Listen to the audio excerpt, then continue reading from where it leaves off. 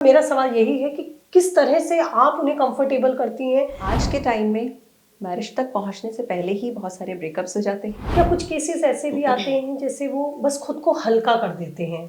मैं वो चीज़ें स्पेसिफाई नहीं करना चाहूँगी। यहीं से वो जो पर्सनालिटी डिसऑर्डर वर्ड निकल कर आया है, ये जो प्रॉब्लम निकल के आई है पर्सनालिटी डिसऑर्डर, उसकी शुरुआत शायद यहीं से होती है। कुछ तो बच्चे डायरेक्टली कॉल करते हैं, गूगल जिंदाबाद आजकल। क्या ऑनलाइन काउंसलिंग्स भी होती हैं? बिल्कुल, कोविड जिंदाबाद। हम देख रहे हैं कई तरह के एंग्जाइटी, स्ट्रेस हमें रिलेशनशिप को ही लेकर है, चाहे वो लिव इन रिलेशनशिप हो चाहे फिर वो मैरिटल लाइफ हो। मैं देख रही हूँ कि जैसे प्री वेडिंग शूट होते थे, अब प्री वेडिंग कंसल्टेंसी होती है, तो ये सब कुछ क्या है?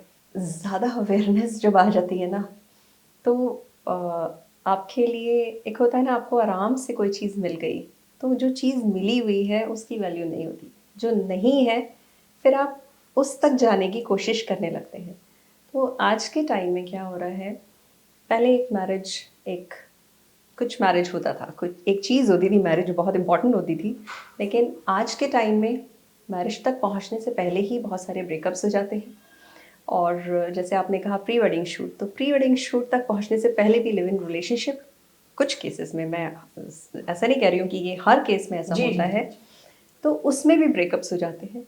और उसमें यू नो वही कि बैकग्राउंड क्या है आपका, अपब्रिंगिंग कैसी है, तो वो सारे क्लैशेस इतना ईगो पे आने लगते हैं। मैं वो चीज़ें स्पेसिफाई नहीं करना चाहूँगी, लेकिन वो डिफरेंस के साथ में जब यहाँ पर फैमिलीज आती हैं काउंसलिंग के लिए, और जब हम हिस्ट्री लेते हैं तो हमें पता चलता है कि हाँ, रीज़न क्या है, क्यों वो बच्चे को काउंसलिंग के लिए लेकर आए हैं। या हम माने यहीं से वो जो पर्सनालिटी डिसऑर्डर वर्ड निकल कर आया है, ये जो प्रॉब्लम निकल के आई है पर्सनालिटी डिसऑर्डर, उसकी शुरुआत शायद यहीं से होती है। बिल्कुल। जो चाइल्डहुड, जो हमारा एक्सपीरियंस है, हमारी हिस्ट्री में एक बहुत ही मेजर एक क्वेश्चन होता है जो हम हिस्ट्री लेते हैं कि आपका बचपन कैसा रहा है, किस तरह का एनवायरनमेंट रहा है, किन लोग के साथ आप बड़े हुए, आपके स्कूल डेज कैसे रहे हैं, कॉलेज डेज कैसे रहे हैं। आधा डायग्नोसिस उससे बन जाती है। तो एक वो जो फ्रेंडली या कनेक्शन हम कह सकते हैं, रिलेशन, वो कनेक्शन, वो कहीं बिल्डअप हो ही नहीं पा रहा है, क्योंकि टाइम ही नहीं स्पेंड हो रहा है साथ में। बिल्कुल। एक चीज आपने बोला कि कहीं ऐसे रिलेशंस हैं जहां कनेक्शन नहीं है, कुछ ऐसे रिलेशंस हैं जहां ओवर कनेक्शन है, उससे भी आपस में सफोकेशन फील होती है। या वो अगर मदर है तो वो एकदम हेलीकॉप्टर मदर बनी हुई हैं, या जो घर के बाकी लोग हैं वो एक बच्चे पर बिल्कुल मंडराते से रहते हैं। तो क्या इस तरह की भी परेशानियां आपके सामने आती हैं? बिल्कुल। ओनली चाइल्ड जहाँ पे रहता है तो वो एक ये सिंड्रोम हमेशा होता है कि सारा फोकस बच्चे पे है, तब भी प्रॉब्लम्स होती हैं। क्योंकि बच्चे की ग्रोथ कैसे होगी अगर आप उसको गिरने ही नहीं देंगे, चलना सिखा रहे हैं लेकिन गिरने ही नहीं देंगे, तो वो कैसे उसको एक्सपीरियंस होगा कि गिर के चोट कैसे लगती है। आप अपने एक्सपीरियंस शेयर कर रहे हैं, लेकिन बच्चे मुंह से सुनी हुई बातों को नहीं समझते हैं, वो भूल जाते हैं, जो वो देख रहे हैं वो एब्जॉर्ब करते हैं, वो ग्रास्प करते हैं। तो कहीं ना कहीं बच्चों को थोड़ा सा छोड़ देना चाहिए, उनको अपने एक्सपीरियंस ठोकर खा के सीखने देना चाहिए। बिल्कुल। और इसकी समझ हम कह सकते हैं कि अगर खुद डेवलप नहीं हो पाती या इन सब परेशानियों का हमें सॉल्यूशन नहीं मिलता, तो वो कहीं ना कहीं हमें साइकोलॉजिस्ट के पास आके ज़रूर मिलता है। जो क्लिनिकल साइकोलॉजिस्ट होते हैं वही हमें कहीं ना कहीं ये रास्ता दिखाते हैं, या हमारी काउंसलिंग इस तरह से करते हैं, या हमें वो गाइडेंस उनसे मिलती है कि हमें समस्या को किस तरह से सॉल्व करना है, आसानी से, प्यार से समझा के उसका हमें सॉल्यूशन साइकोलॉजिस्ट के पास मिल जाता है।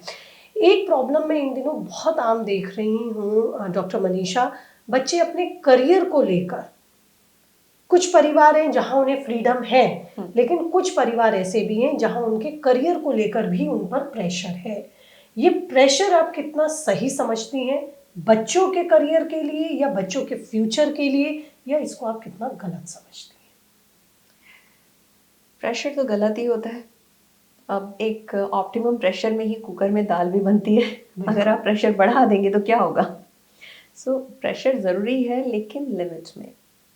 और वो लिमिट ऐसी होनी चाहिए जिसमें बच्चे को पता ना चले कि क्या लिमिट है। तो उसमें 1-2 महीने में या 1-2 साल में अगर आप सडनली आप जग गए पेरेंट्स कि अब ये तो 12th ख़त्म हो रहा है, अब ग्रेजुएशन ख़त्म हो रही है, अब क्या आगे?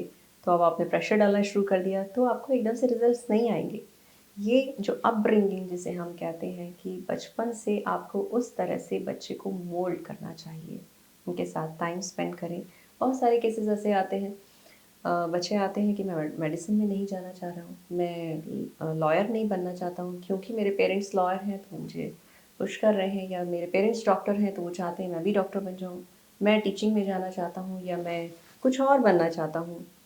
तो ये अगर आप प्रेशर, इस तरह का प्रेशर भी डालेंगे बच्चे पे तो कुछ आपको मिलेगा नहीं। और होता क्या है उस कंडीशन में कि अ, बच्चा परेशान रहेगा। कितने दिन तक आप अपने इंटरेस्ट के बिना किसी भी वर्क को आप कर सकते सस्टेन कर हैं। पाएंगे? कुछ टाइम बाद ऑब्वियसली आपका मन नहीं लगेगा, या आपका जो प्रोडक्टिविटी है या आपका ग्राफ है वो कहीं ना कहीं डाउन होने लगेगा। तो जो बच्चा चाह रहा है उसको पहले तो समझने की कोशिश करें, अपनी लाइफ को उसकी लाइफ से जोड़ने की कोशिश ना करें, बल्कि उसको एक इंडिविजुअल, एक डिफरेंट पर्सनालिटी की तरह से समझने की कोशिश करें। अगर बच्चा है डजंट मीन कि वो आपकी प्रॉपर्टी है, वो एक डिफरेंट पर्सनालिटी हो सकता है, वो एक यूनिक इंडिविजुअल है, उसको समझें। जब बच्चे आपके पास आते होंगे, उनकी भी कुछ अलग तरह की परेशानियां होती होंगी। परेशानियां तो खैर यही होती होंगी जिनका हम जिक्र कर रहे हैं। मेरा सवाल यही है कि किस तरह से आप उन्हें कंफर्टेबल करती हैं, या वो लोग जो वाकई में चाहते हैं कि आप जैसी डॉक्टर्स उनकी काउंसलिंग करें, वो अपनी प्रॉब्लम को लेकर आए तो उन्हें सॉल्यूशन मिले, तो किस तरह से ये माहौल बनता है? देखिए, कुछ तो बच्चे डायरेक्टली कॉल करते हैं। गूगल जिंदाबाद, आजकल जी। नंबर्स भी अवेलेबल होते हैं, हॉस्पिटल्स के नंबर्स भी होते हैं। तो जो बच्चे, एक चीज़ मैं यहाँ पर आपको मेंशन करना चाहूँगी, जो बच्चे टीनेजर जैसे हैं, तो अब अगर वो अंडर एज हैं और डायरेक्ट वो मुझे कांटेक्ट कर रहे हैं तो थोड़ा सा उसमें हम उन्हें एंटरटेन नहीं कर पाते हैं। तो उनके साथ अगर कोई उनके पेरेंट्स हैं, कोई भी गार्जियंस हैं उनके, तो वो बेटर रहता है कि अगर वो साथ में आए। अगर लेकिन वो बच्चे कभी अगर उनके साथ फिर ओपन अप नहीं होते, अपनी बात आप यस, तक आई वाज नहीं कह कमिंग टू दैट पाते। Point only, exactly. कुछ पेरेंट्स ऐसे होते हैं जो ज़बरदस्ती ले आते हैं। अब वो कहते हैं आप काउंसिल कर दीजिए।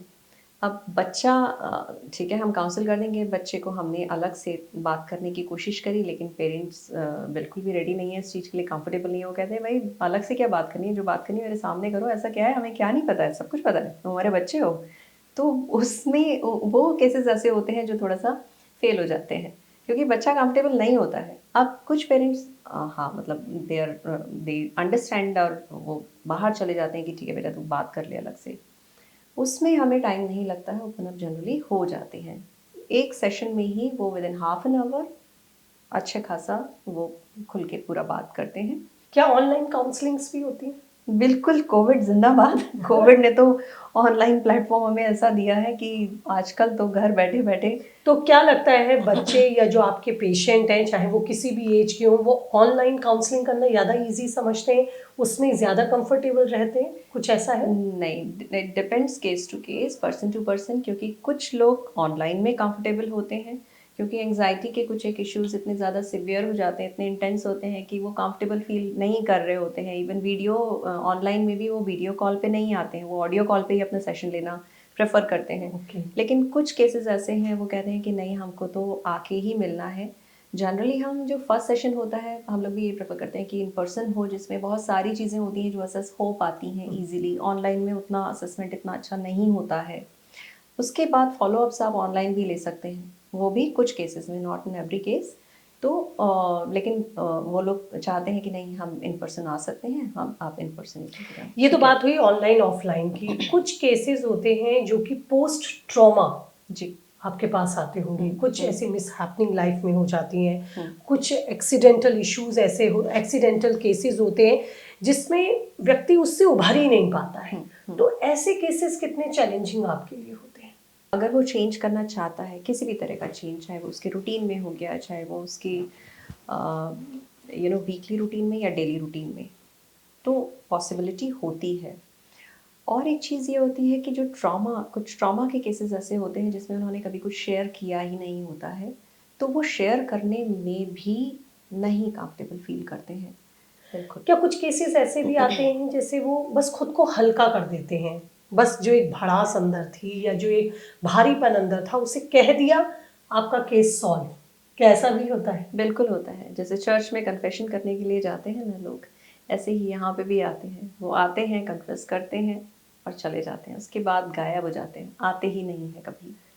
बहुत बहुत शुक्रिया डॉक्टर मनीषा इतना समय देने के लिए और मेरे तमाम सवालों के जवाब देने के लिए। तो मैं उम्मीद करती हूँ डॉक्टर मनीषा से पूछे गए सवालों के जो जवाब हमें मिले हैं उनसे कहीं ना कहीं आपको भी अपनी समस्याओं का सॉल्यूशन मिला होगा, प्रॉब्लम्स का सॉल्यूशन मिला होगा और ये सॉल्यूशन आपके लिए लाइफ में वर्क ज़रूर करेंगे। और अगर आप चाहते हैं कि इसी तरह की ये बातचीत मैं आपके लिए आगे भी लेती आऊँ और आप इस तरह की बातचीत सुनना चाहते हैं तो इसके लिए आपको चैनल को सब्सक्राइब करना होगा। चैनल आप फॉलो भी कर सकते हैं और साथ ही बातचीत को आप आगे फॉरवर्ड करना नहीं भूलेंगे, क्योंकि आपको खुद नहीं पता कि कौन सी बातचीत कहाँ किसके काम आ जाए और किसकी ज़िंदगी बन जाए। फिलहाल आज के लिए बहुत बहुत शुक्रिया।